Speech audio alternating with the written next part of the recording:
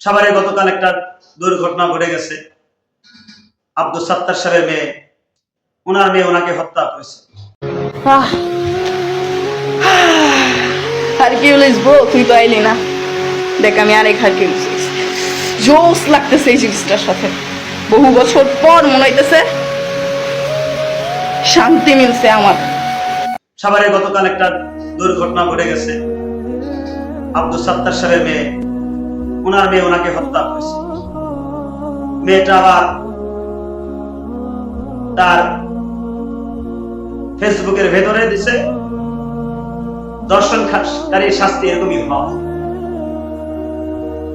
ইতিহাস জানা গেল যে মেয়েটা আসলে ছিল খারাপ। মেয়েটা তার বান্ধবীর সাথে বিভিন্ন ধরনের কুকর্মে লিপ্ত ছিল। বা গাঁজা যা বলেন সব তার ভিতরে ছিল, এবং তিনি পতিতার তলা যাইতেন, বিভিন্ন খারাপ কাজে লিপ্ত ছিলেন। এই মেয়েটা অত্যন্ত বয়সের মেয়ে।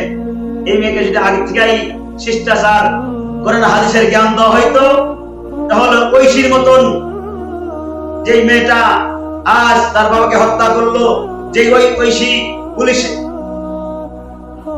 বাহিনীর ঊর্ধ্বতন কর্মকর্তাকে হত্যা করে ফেলছে, তার মাকে হত্যা করছে, আজ এই ঐশীর মতো বলতে চাই, ঐশী যেরকম ভাবে কারাগারে কোরআন শিক্ষা করছে, আমি বলবো ওনার এই মেয়েকে কারাগারের ভেতরে কোরআন শিক্ষিত করা হোক।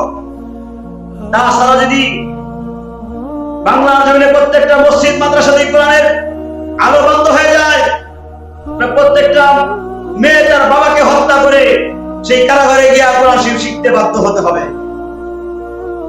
আপনারা কি চান আপনাদের মেয়েদেরকে কারাগারে কোরআন শিক্ষা দেবেন? আগে শিক্ষা দেন নাই, তাহলে আপনাকে হত্যা করে এই মেয়েটা কারাগারে কোরআন শিক্ষা। এই জন্য আমি বলবো, মরার আগে মরতে হবে, মরার আগে মরার ভান করতে হবে, মরার আগে আপনার আমার সন্তানদেরকে কোরআনের শিক্ষা শিক্ষিত করতে হবে। আল্লাহ তাআলা আমাদেরকে সমাজকে অশ্লীল গুনাহ থেকে হেফাজত করে কোরআনের শিক্ষা শিক্ষিত হয়ে আজ আমাদেরকে দ্বীনের শিক্ষা শিক্ষিত হয়ে সমাজকে গড়ে তোলে, সমাজকে গুনাহ থেকে মুক্ত করে আজ আমাদেরকে দ্বীনের দিশারা হতে হবে, আজ আমাদেরকে দ্বীনের দায়ী হতে হবে। তালেবে ইলমের ভাইদেরকে বলবো, লেখাপড়া করার পাশাপাশি আজ আমরা দ্বীনের দায়ী একটা হব। আসরের পরে আমরা দ্বীনের দায়ী হয়ে বলে যাব। আমরা দিন রাত 24 ঘন্টা কোরআন হাদিসের মেহনতের পাশাপাশি আমি উদারতা আহ্বান জানাই এই এলাকাবাসীকে, সবাইকে যদি আমরা আসরে পরে সমাজে সব লোককে দাওয়াত দেওয়া শুরু করি, এই সমাজে কখনো ব্যভিচার থাকতে পারে না, গুনাহ থাকতে পারে না। আমি এই মাদ্রাসা তালেবে ইলমদেরকে বলতে চাই, বাবাজি আপনি একটু মেহনত করবেন, হুজুরদেরকে বলবো আপনি মেহনত করবেন, আসরে পরে দাওয়াতের কাজ শুরু করে দেন।